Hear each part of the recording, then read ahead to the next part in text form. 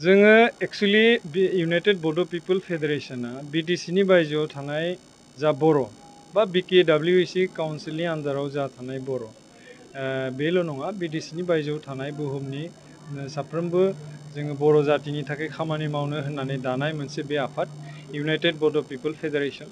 जोंहा इउनाइटेड बड' पिपल फेडारेशन हिसाबै जोंहा गोबां खामानि मावनो गोनां दङ। एक्चुअली जोंनि आगोल एक्जिस्टिं जोंहा UBPO होननाय मोनसे आफाद दङमोन।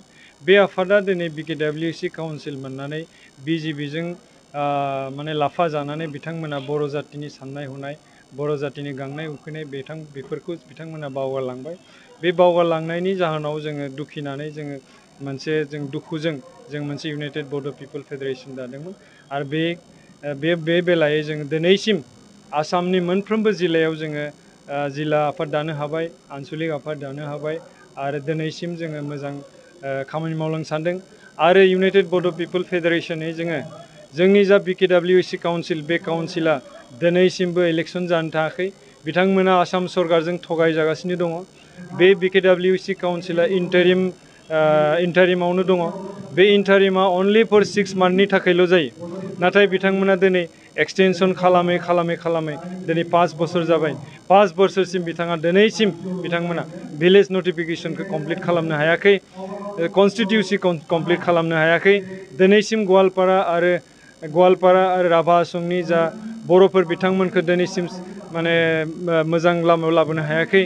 बेनिफ्राय सनितपुर आरो बिश्वनाथ बे मोननै जिल्लाखौबो BKWCनि आन्दाराव सोसननो हायाखै। माने बिटिसिनि बाहेरायाव थानाय गोबां बर' जातिनि जा गुलाय गुजाय बे गुलाय गुजायफोरखौ बिथांमोना दिनैसिम सिडिउल खालामनो हायाखै। बेनि दुखुआव जोङो दिनैसिमबो जोङो नाजागासिनो दङ।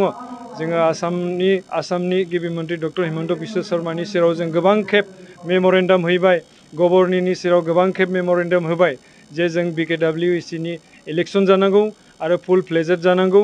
नङाब्ला जोङो जोंनि साननाय बायदियै जोङो थाखा फैसा फान्ड पलिसि मोननाय नङा। बे खोथाखौ जोङो बारम्बार जोङो गभर्नर आरो आसामनि गिबि मन्त्रि बिथांमोननिसिम जोङो फोरमायबाय थादों। मेम'रेन्डामनि थ्रुयै खामानि मावगासिनो दङ।